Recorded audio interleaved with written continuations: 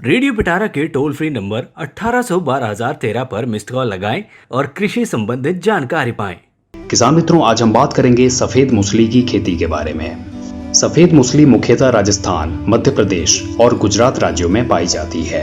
अंधाधुंध अवैज्ञानिक दोहन से इसके प्राकृतिक भंडार अब खत्म होने के कगार पर हैं। किसान मित्रों, अगर आप सफेद मूसली की खेती करना चाहते हैं तो रेतीली दोमट मिट्टी वाली किसी नर्म भूमि का चुनाव करें, क्योंकि यह एक कंद वाली फसल है और कंद फसलों की खेती के लिए नरम भूमि उपयुक्त मानी जाती है।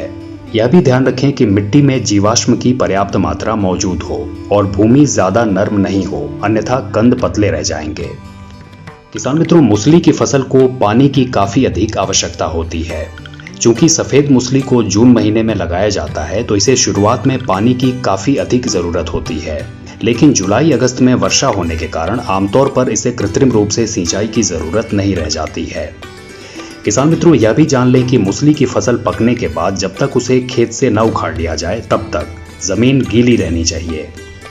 इसलिए बरसात के 90 दिनों के बाद फसल को पानी देना जरूरी हो जाता है। इसके लिए आप स्प्रिंकलर का उपयोग कर सकते हैं। किसान मित्रों, सफेद मूसली की खेती में अब बात करते हैं खाद के प्रयोग के बारे में।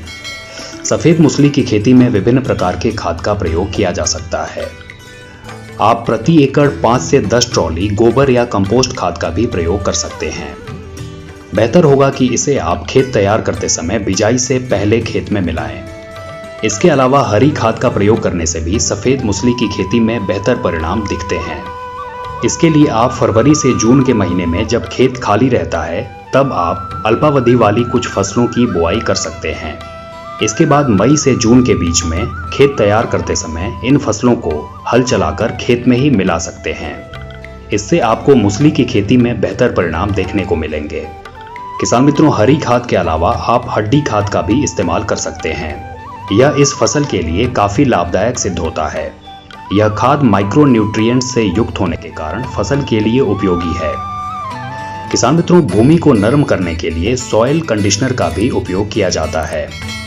इसके लिए हिंदुस्तान एंटीबायोटिक्स का माइसेमिल काफी प्रभावी पाया गया है। तो किसान मित्रों, ये थी सफेद मूसली की खेती से जुड़ी कुछ बातें। आपको यहाँ पर मूसली की खेती से जुड़ी कई और जानकारियां जल्द ही मिलेंगी। आप सुनते रहिए रेडियो पिटारा। मिस्ड कॉल लगाओ, सुनते जाओ।